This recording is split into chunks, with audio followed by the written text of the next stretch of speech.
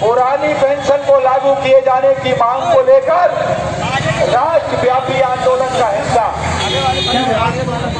मेरा निवेदन है कि मसाला उठा लें भैया, आगे के चुंगे दाईं ओर जो मसाला रखी हुई है, मैं बार बार कह रहा हूँ, दाईं ओर मसाला रखी हुई है, दाईं ओर जो मसाला रखी हुई है उठा लें। और ये फ्लैक्स कौन लेके जा रहा है, फ्लैक्स का भी ध्यान रखेंगे। हमारे अपने अधिकार की है, हम किसी से भीख नहीं मांगते हैं, हमारे सम्मान की लड़ाई है। भैया गाड़ी तेजी से चलाइए। जी हाँ, भैया गाड़ी तेजी से चलाइए।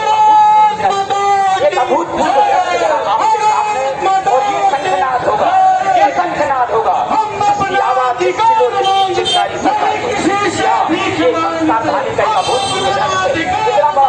इतना बड़ा जलसा आज तक इस धरा पर कभी देखने को नहीं मिला होगा। यहाँ एक उमंग, एक ताकत के साथ, बंधु जी के साथ कंधे से कंधा मिलाकर इस समय जो दृश्य हम देख पा रहे हैं, एक अभूतपूर्व दृश्य होगा। और जरूर आज की तारीख एक इतिहास के रूप में पंडित का रूप में यहाँ आपके सामने एक अभूतपूर्व दृश्य, जिसको साक्षी न केवल हम और आप बल्कि यहाँ पर मीडिया के माध्यम से संपूर्ण देश में ये अपनी किलो ये मसाल रैली वहाँ संपूर्ण देश में इसकी लोग पहुंचे। आज आप और हम इस अभूतपूर्व दिवस के इस ऐतिहासिक तारीख की साक्षी बन रहे हैं और निश्चित ही रूप से आज हम एक फतह को अंजाम दे पाए। इस महाकुंभ की जो पहली से आई है, आज हम सभी ने स्नान किए और एक शानदार रूप की पंडित। मैं चाहूंगा सभी लोग सावधानी बरतें। मसाला उठा ले, मसाला निवेदन है, मसाले उठा ले। अभी हमारे जो कर्मचारी बंधु यहाँ पर मौजूद है, सभी से निवेदन है कि मसाले उठा ले, मसाले उठाते चले और आगे भी आपको मसाले उपलब्ध हो जाएंगी। यहाँ जो मसाले हैं वो सारी मसाले उठा ले।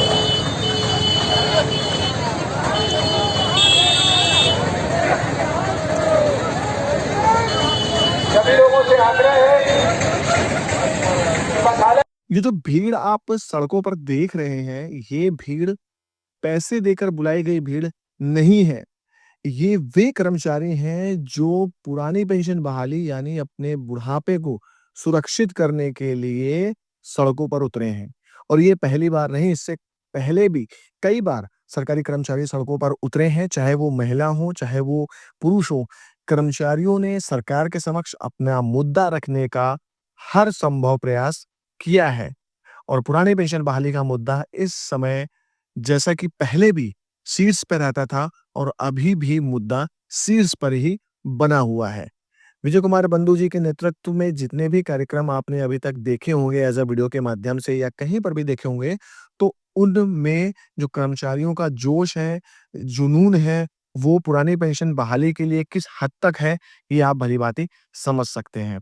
कर्मचारी जो 60 साल पूरी सर्विस करता है, अपना पूरा जीवन एक सरकार के कामों में या अपने जो भी कह सकते हैं हम, वहाँ लगा देता है और लास्ट में जब वो रिटायर जाता है तो उसको पेंशन में मिलते हैं मात्र चंद रुपए।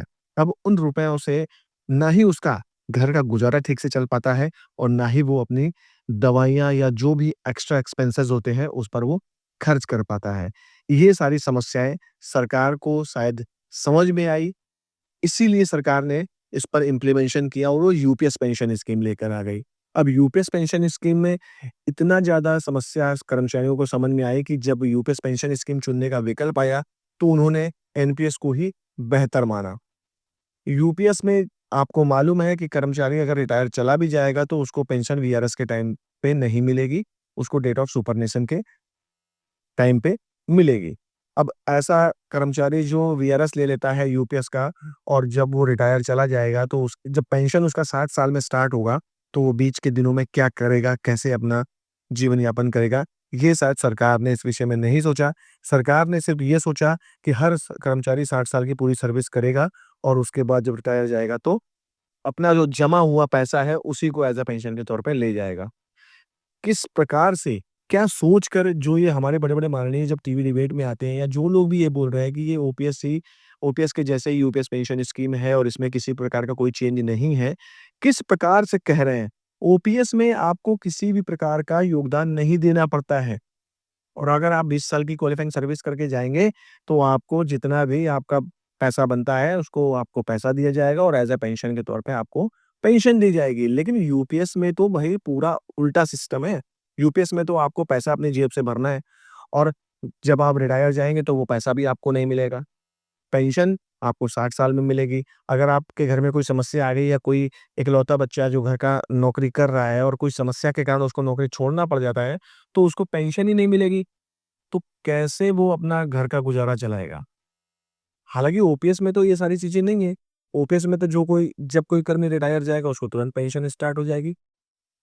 तो ये जो चीज़ें हैं, ये जो समस्याएँ हैं, ये कर्मचारी को भली-भाँति पता है और इसी वजह से कर्मचारी जो है यूपीएस की जगह एनपीएस की तरफ भाग रहा है। और दूसरा ये भी है कि कर्मचारी शायद समझते हैं कि अगर हम यूपीएस को चुन लेंगे तो सरकार फिर आने वाले समय पर क्या पता ये ना बोल दे कि आपने जो चयन किया है यूपीएस का अपने स्वयं के अनुसार किया है और आप इसको अब चेंज नहीं कर सकते। हालाँकि ये तो प्रावधान है ही कि आप इसको चेंज नहीं कर सकते हैं।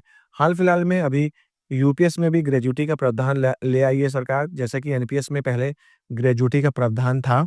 कई कर्मचारी एनपीएस में जो कवर्ड हैं, उनको शायद ये चीज़ का पता नहीं है कि एनपीएस में भी ग्रेच्युटी का प्रावधान है, डेथ ग्रेच्युटी और रिटायरमेंट ग्रेच्युटी।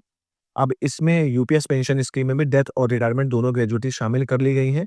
हालाँकि जिन कर्मचारियों ने यूपीएस पेंशन स्कीम चुनी है, अब उनको थोड़ा-सा इस पर फ़ायदा हो गया है। आने वाले समय पर विजय कुमार बंधु जी का कहना है कि और भी बड़े-बड़े कार्यक्रम किए जाएँगे और सरकार के समक्ष ओपीएस की माँग को और मजबूती तरीके से आगे रखा जाएगा। देखने वाली बात ये है कि क्या सरकार जो भी माँग कर्मचारियों की है, उसको पूरा कर पाएगी? क्या यूपीएस में आगे जाके संशोधन किया जाएगा? और अगर अब यूपीएस में संशोधन हो भी जाता है, तो जिन कर्मचारियों ने एनपीएस को चयन कर लिया है, उनको इससे क्या बेनिफिट होगा? ये सारी चीज़ें देखने वाली हैं। फिलहाल आप अपनी जो राय है दोस्तों कमेंट सेक्शन पे ऐसे ही देते रहिए जिस प्रकार से आप अभी तक देते चले आ रहे हैं। फिलहाल खबर यही थी दोस्तों मेरे द्वारा दी गई जानकारी आपको अच्छी लगी है तो प्लीज़ वीडियो को लाइक, शेयर, कमेंट ज़रूर करिए। मिलते हैं अगली वीडियो में तब तक के लिए जय हिंद, जय भारत।